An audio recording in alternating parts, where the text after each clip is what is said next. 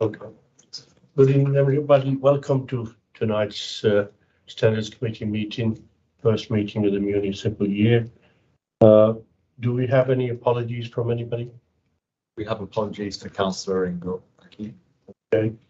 Late items to be introduced by me. There aren't any, but I just wanted to thank the retiring independent members. They were very, very good for a number of years here. And with the committee's agreement, I'd like Alex to send them a letter thanking them and wishing them well for the future.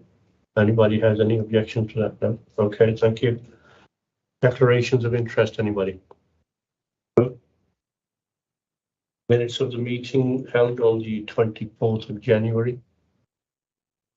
Anybody? Agree. Agree. Seconded, yeah. Thank you.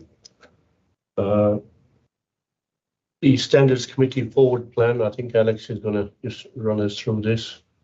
Yeah, thank you, Chair. This is an item that my colleague Stephen Mason has prepared. Unfortunately, Stephen's not able to be with us this evening, so I'll run you through this briefly. This is, as the name describes, the forward plan for this committee for this municipal year. This is the first meeting of the municipal year, so it's for the committee to consider any areas you might wish to look at over the course of the next 12 months. There are some items that we've carried forward from the previous municipal year. They are a review of the protocol on councillors' access to facilities, services and equipment, which is contained within the council constitution. This committee has also expressed an interest in looking at the mandatory and discretionary training offered to elected members.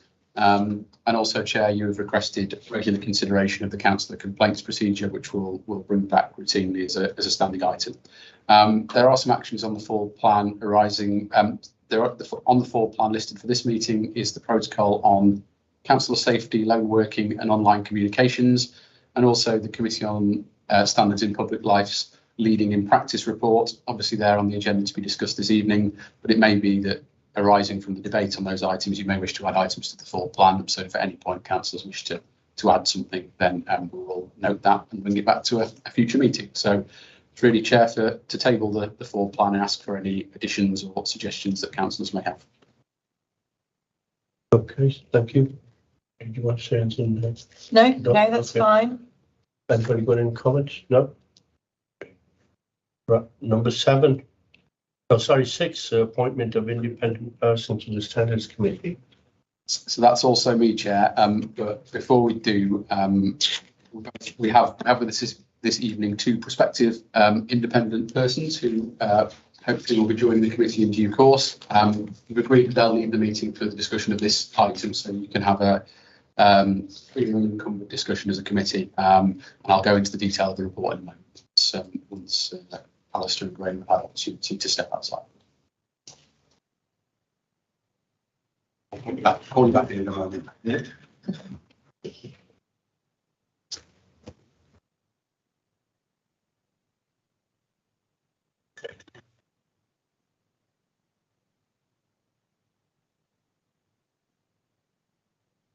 Okay, thank you, Chair. The committee will be aware 2 long-standing members of the independent members of the Standards Committee retired with effect from May 2023. That was Philip Sunderland and Peter Purnell after several years of service. The council for several years has maintained a pool of 4 independent persons. The Localism Act requires that the council appoints at least 1 for the purposes of its standards processes, but our councillor complaints procedure has several roles ascribed to the independent persons. Firstly, as a consultation panel for Emily as the monitoring officer when complaints are initially received, and then as complaints progress through the procedure, they take on several different roles, notably as a point of consultation for the subject member and subsequent points within the procedure where the monitoring officer may need to consult an independent person. So we feel that maintaining a pool of 4 independent persons is correct for this committee. So with that in mind, we placed an advert on the council's recruitment pages in May of this year that ran for around 6 weeks during the busy election and annual meeting period, seeking independent persons to be appointed to the Standards Committee. We had a good level of response to that advert, and shortly afterwards, Emily, myself and Stephen Mason undertook some shortlisting with candidates that we believe were suitable for the committee. All of the candidates we spoke to we thought were entirely suitable for the committee, but for us it was about seeking the right balance of skills and experience to give the best input to this meeting. So we have recommended 2 candidates to the committee for appointment. Those are Alistair Davis and Graham Knight. Contained within the report are short biographies of their experience.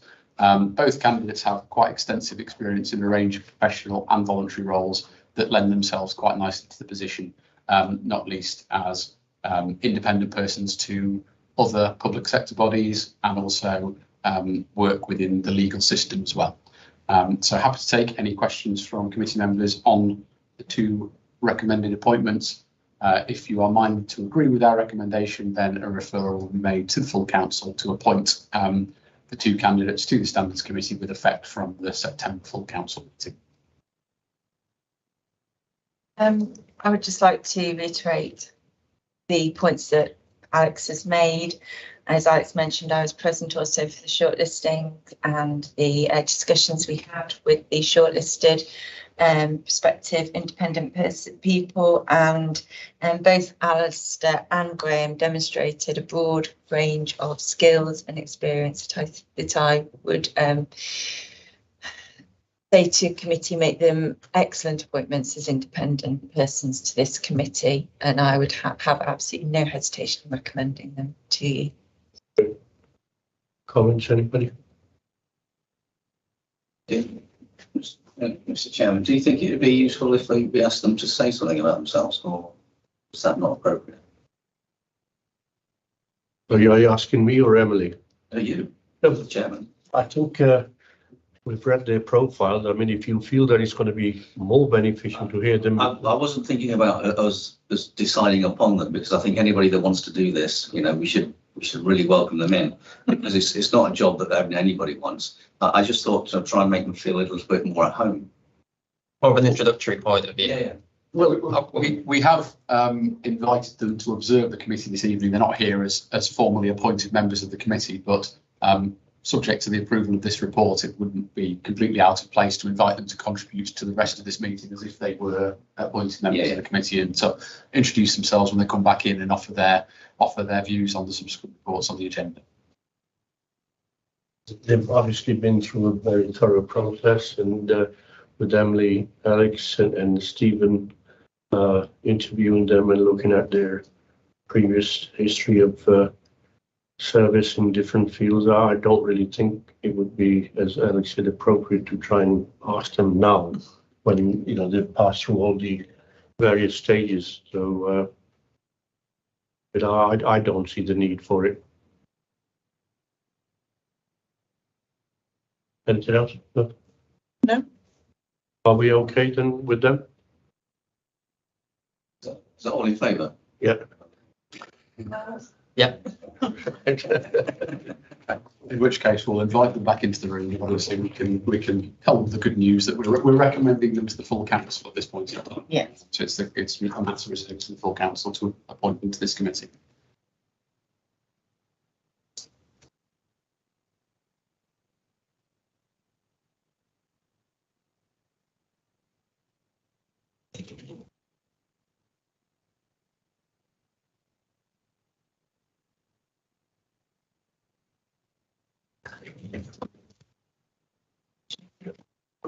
Did you want to inform them, Alex, of what we've decided? Thank you, Chair. I'm pleased to report that the committee have agreed to recommend your appointment to the full council. So as we discussed, it's a matter reserved to the full council to appoint independent members to this committee. So we will make a recommendation to the full council meeting in September. And from that point on, we'll be formally appointed to this committee. What the councillors have agreed in your absence is they're more than happy for you to contribute to the rest of this meeting and the items on the agenda as if you were formally appointed members of this committee. And we'll make sure that distinction is accurately reflected in the minutes as well. So firstly, congratulations. Thank you. Yes. Congratulations from all of us. Okay, moving on to item 7, the draft annual report of the Standards Committee for 22-23. Thank you, Chair. This one's me again. I'm standing in for Stephen, who has worked with you, Chair, to draft the content of this annual report. As the name suggests, it presents the activity of the Standards Committee over the previous municipal year, including areas where the committee has conducted a detailed review of particular protocols or policies, and also a summary of the consideration of complaints. I'd suggest that the annual report speaks for itself, and again, there is a recommendation to refer this report to the full council for approval. But happy to take any questions from members of the committee before we. Any questions? No? Okay, thank you. That's nothing. Number Page. Just check the council's application. Yes. okay. Item 8, protocol on councillor safety, lone working in online communications. I mean, the report is attached, but even allowing for the report, I think, you know, we have to, as individuals, use common sense and logic as to, you know, when we're alone or on some official duty. So, Alex, if you want to go through it. Thank you, Chair. So this report is a product of discussion that this committee had in November 2022 in relation to online safety and councillors' use of social media. At that meeting, the committee at the time requested that some guidance and it was prepared for councillors on safe and appropriate social media when going about your duties. And then I think at the subsequent meeting, there was some discussion more broadly about personal safety and like working in relation to councillors.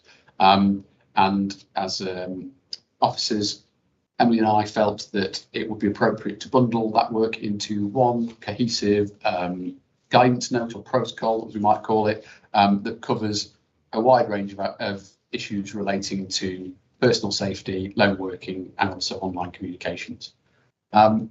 It's important to point out that councillors are particularly prone to risks associated with lone working due to the public profile and particular nature of your role. And there are certain circumstances that are covered within the draft protocol where councillors could be particularly vulnerable. So, for example, when undertaking surgeries, making visits to residents in their homes, for example. And the protocol seeks to provide some common sense guidance on precautions and things that you can practically do to protect yourselves in those circumstances. And plenty of councillors in Derby are well versed in doing these things already, but as you all know, there is a high proportion of newly elected councillors to the council following the May 2023 elections, and we think that it's an appropriate time to bring this piece of work forward. And as I say, the risks aren't to be underestimated. There are unfortunately high profile examples of elected representatives being seriously hurt, or in tragic examples of Joe Cox and Sir David Amess murdered in the course of going about their duties. And this ties in with national discourse on violence and intimidation towards elected representatives. So as we've discussed previously at this committee, there are helpful resources provided by the Local Government Association through their Civility in Public Life programme. And in fact, only last week, the Joe Cox Civility Commission has put out a call for evidence from anyone with lived experience of abuse and intimidation who are elected representatives. And we'll be circulating some information about how councillors can respond to that call for evidence through the weekly Keeping in Touch with Councillors bulletins in due course. And I think fundamentally, whilst not treated in quite the same way as employees of the council would be, the council still holds a duty of care towards councillors and a degree of legal responsibility for their personal safety under parts of the Health and Safety at Work Act 1974. So attached to this report is a first draft of a protocol, which, as I said, is intended as guidance. Councillors don't necessarily have to follow it, but it aims to provide a broad range of information about managing and assessing risks, how you can safely go about community engagement, particularly when working on your own, including canvassing, ward surgeries, home visits. Information about understanding threatening behaviour, stalking and harassment. It also covers those areas that we've discussed previously around online safety and communications and protecting both yourself and the council at large from reputational damage. There is practical guidance about reporting incidents to the council and, if necessary, the police as well. And also there's information on practical support you can access, for example, through the council's CareLink system or use of personal alarms, as well as pastoral support if abuse, intimidation and harassment is causing wellbeing issues for yourself as councillors. So as I said, we're presenting this protocol very much as a first draft for consideration by the Standards Committee. We'd welcome any comments or feedback or anything else you think could be added into this protocol.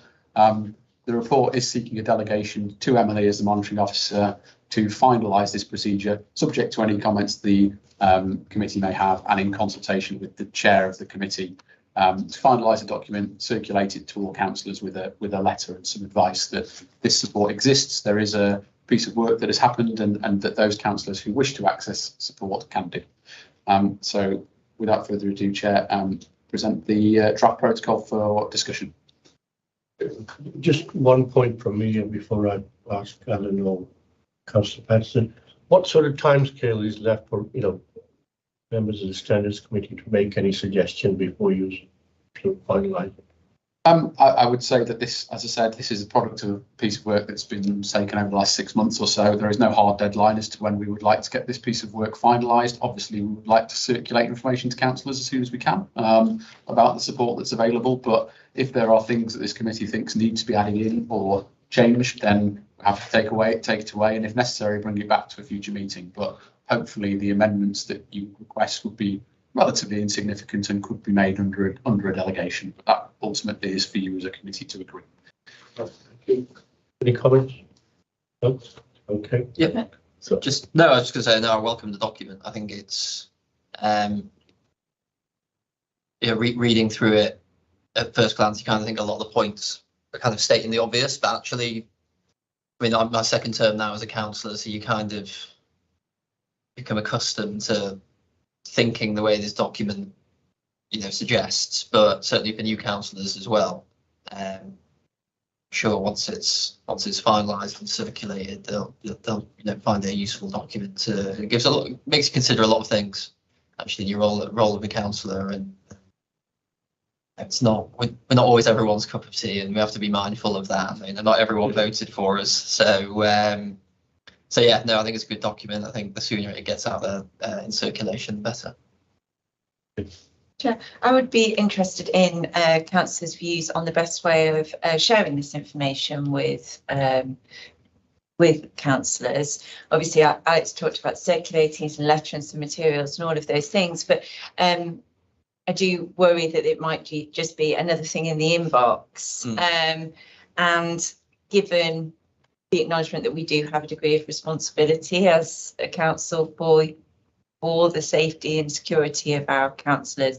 I'm curious to know what you think would be the best way. Would it be best for, we have a representative of each group on this committee. Would each of you be prepared to sort of be a bit of a champion for us within your groups, to take it to one of your group meetings and explain it, run through it? Would that be something that I think that's a really good idea, actually. Yeah. I mean, obviously, as representatives of our party, we should do that, but if possible, I mean, would it be sort of easier to get it over by if we had 2 sessions of, via Teams and invite councillors to join that? That way, they could sort of individually, ask questions to anybody rather than me or Councillor Patterson or Councillor Graves going to our group and saying, well, this is a document, have a read and we'll see what you think. But I think if we have a Teams meeting, invite 2 sessions. I mean, obviously, it's too much to ask 51 to join in 1 session, maybe 1, 2, or even 3 sessions if somebody misses it, and get this over because you've spent a lot of time and effort onto this, and it'd be wasted if nobody's looking at it or adhering to it. So, yeah, I would like to see 2 or 3 Teams meetings set. Excellent. I'm sure we can facilitate that, Chair. That's not a problem. And I should also point out there are a couple of areas of this protocol that we are working to develop further. So, for example, the protocol currently, if you were in a situation where you needed to report an incident to the police, it encourages you to call 101. We are working with our community safety colleagues within the council to establish a dialogue with the police about whether we could have a more bespoke means by which councillors could discuss any issues to do with personal safety with a representative from the police and seek a view on whether any of the offences that are detailed within the protocol might have been committed. Similarly, we're also working with our HR colleagues to establish whether councillors can get access to the same level of wellbeing support that employees of the council do. So councillors might not be aware, but through the council's insurers, employees have access to a 24-hour wellbeing support line. I know our head of HR is having discussions with the contractor to see whether councillors could also potentially be covered by that. But that's something that we would add into the protocol in due course once we've got definitive answers on those particular questions. Chair, if I may, the council is also having a review of its loan working arrangements for colleagues, because we don't have a single system at the current time, but we do have a lot of loan working across the council, across all different departments and services, and actually we recognise that we need to have that we need to have a more joined up approach to our loan working for colleagues, and actually that's something that we can also look at for whether there is any options within that for councillors as well. Well, as I said, if we could organise, sorry, I didn't see you there. Yeah, so what I was going to say was that we do both things suggested, as well as the teams. I think that would be useful. As far as this phone number is concerned, does Darcy answer or does the real person? You wouldn't possibly know the difference. Seamless. In terms of CareLink, councillors might not necessarily be aware, but the CareLink is the system that social workers use and other loan workers within the council. But councillors we have an arrangement with our corporate health and safety team whereby councillors can use CareLink if they wish. And that is an automated system whereby if you know you are going to be going out on your own for a certain period of time, you register that with the automated CareLink system. And at a certain point in time, that system phones you back. And then if you don't respond to that prompt, then a real human being will then get in touch with you and check on your well-being. And if necessary, I think come to your location as well. Yes, I think so. And the other thing we're looking to explore for those councillors who might want to is the use of personal alarms as well. So similar to those used in adult social care, so a pendant with a button on it that effectively, if you were ever in any sort of personal danger, you could press the button, someone would be alerted. But again, we're working with our corporate health and safety colleagues to, as part of the review that Emily referred to roll that out to councillors who would want to benefit from that as well.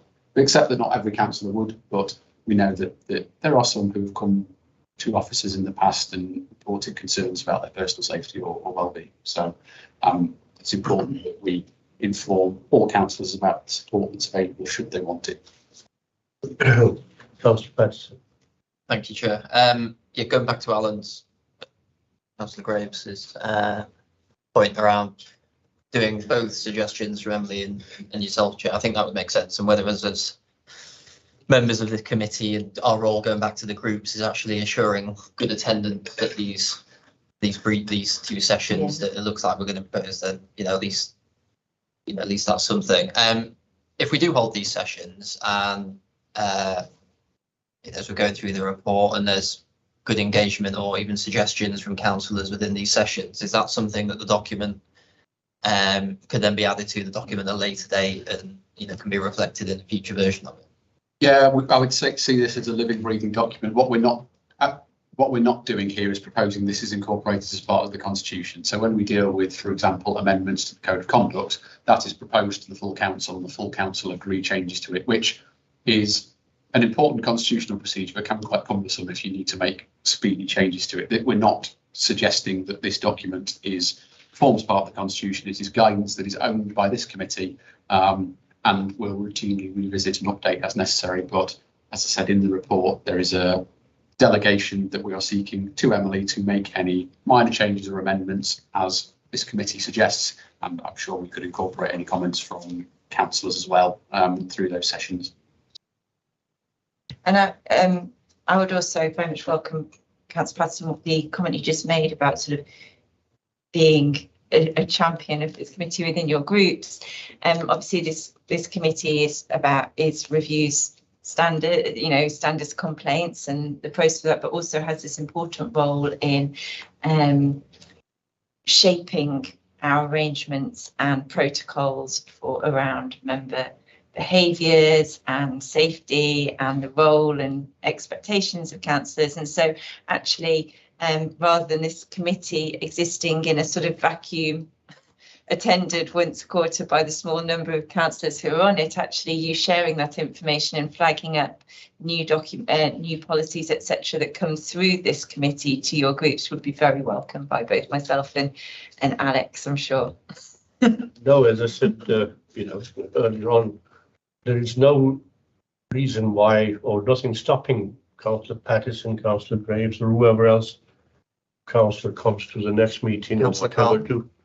Well, even Councillor Khan, so to go and tell our group. But I was merely thinking that if the unthinkable should happen and somebody should get hurt or anyway, that there's no comebacks on whoever's here to say, well, we didn't, they didn't tell us properly or whatever. So these sessions that we have will highlight everything, and they can then question Andy or Alex or Stephen, whoever's presented them at the time. So I don't see why we shouldn't have this sort of hybrid approach to it.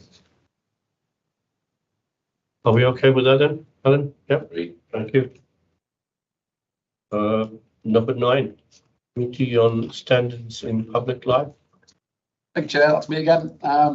So this report presents 2 items that we think would be of interest to the work of this committee.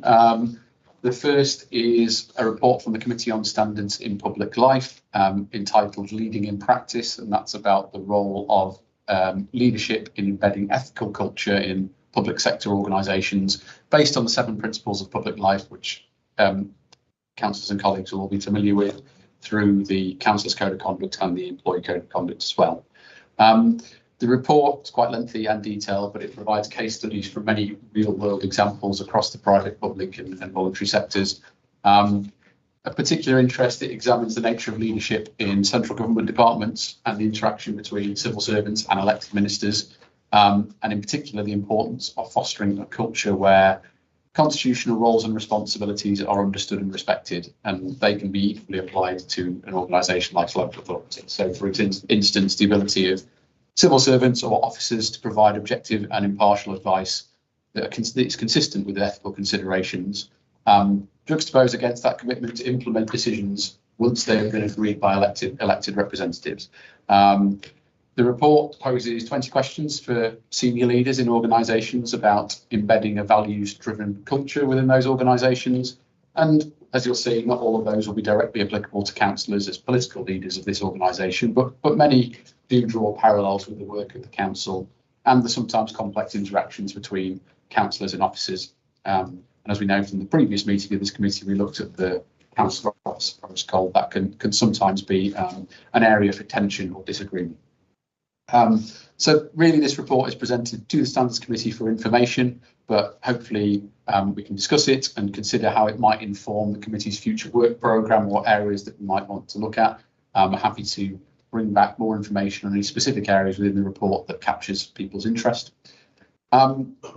Attached at Appendix 2 to the report is something slightly different, is a recent report issued by the Local Government and Social Care Ombudsman relating to a local authority that failed to follow its own standards procedures when investigating a complaint against a councillor. The LGO has issued the report and encouraged monitoring officers and standards committees to review the findings of it to inform its own practice and procedures in future. In the case study, the LGO found fault with several aspects of this council's investigation into the alleged behaviour of councillors, which included the investigation not being prompted by a written complaint, failure to provide the subject member with enough information about their alleged breach of the Code of Conduct, the introduction of new allegations during the complaints process, the conflation of accusations levelled at another councillor who was under investigation simultaneously, failure to reflect on legitimate concerns raised by the elected member about the manner in which the investigation was being carried out, and failure to consider the councillor's enhanced right to free speech as an elected representative, particularly in the context of comments they had made on social media. What I would say is that we're fairly confident as a group of officers that under our existing procedures, none of these failings would have likely happened in Derby.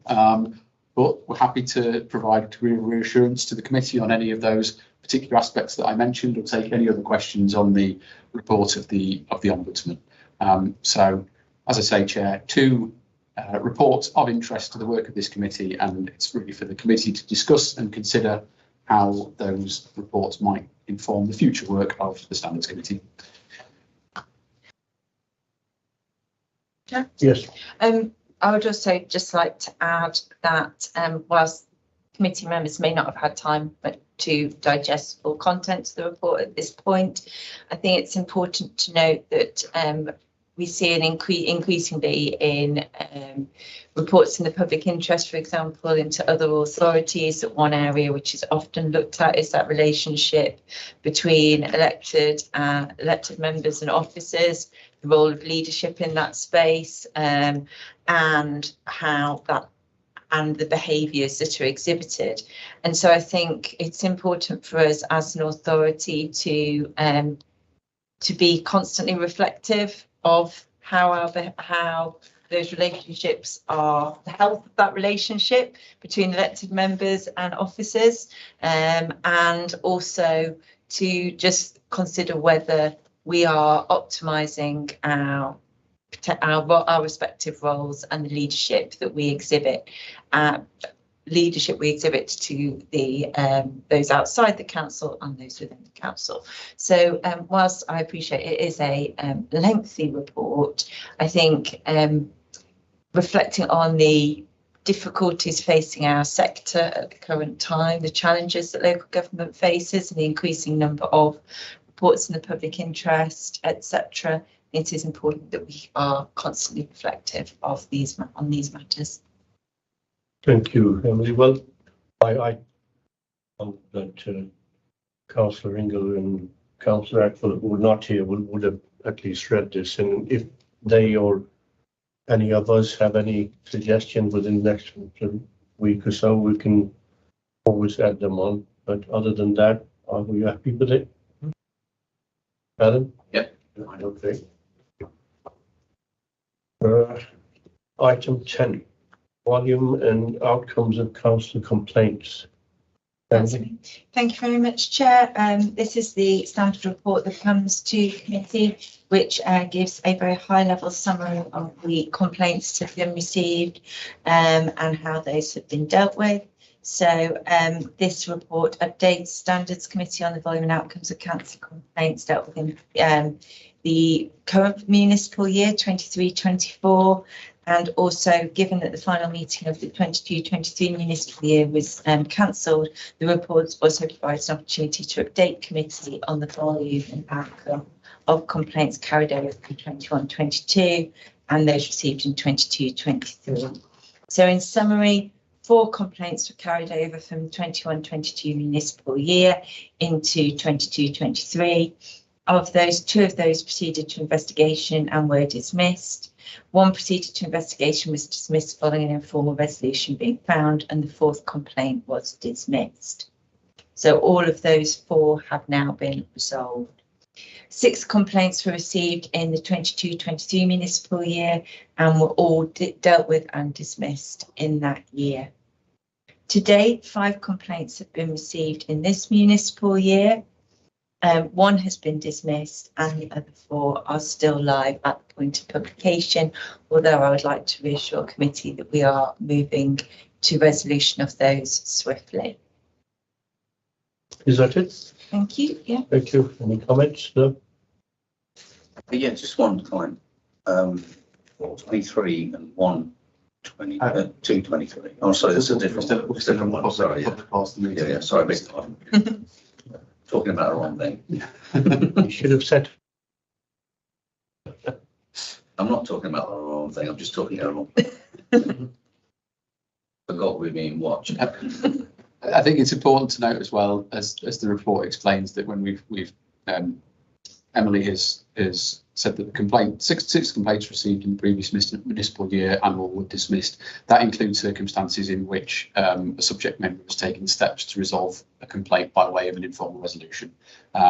So that is part of our established procedures that monitoring officer may seek an informal resolution when they are satisfied that a councillor has taken some form of corrective action. So, for example, a written apology that allows us to then dismiss the complaint. So, by saying the complaint is dismissed, it doesn't necessarily mean that no action has been taken. Okay, thank you. Yes. Can I ask, I assume I can ask it in this part, but do we set a time frame in terms of from a complaint being received to how long we're trying to get it resolved? We don't. Sorry, Yeah, we don't, because each complaint is different in its circumstances, and some complaints where they move to investigation, for example, those investigations can be quite complex and protracted, and often the length of them is determined by factors outside of our control. For example, the speed at which the complainant may respond, or the subject member may respond at different points as well. We are trying to move our complaints forward a little bit quicker. We had some complaints which took quite a long time to resolve over the last couple of years, although partly the reason for some of that was some issues within our own procedures that needed to be resolved first through amendments to our procedures through full council. What you will have seen actually, as I've said, that we've had 5 complaints so far in 23-24, and of those 5, we are looking to resolve those as quickly as possible, and looking to have proactive discussions with subject members, group whips, to see if we can move those forward in a satisfactory way, but satisfactory to the complainant, but also in a way that, you know, means the subject member isn't left in limbo for a long period of time. Okay, thank you. Right. Item 11, it's moving of press and public. Loads of public members here. They might be all online. Absolutely. You could read out the resolution. This is for the committee to agree the resolution to exclude the press and public for consideration. Are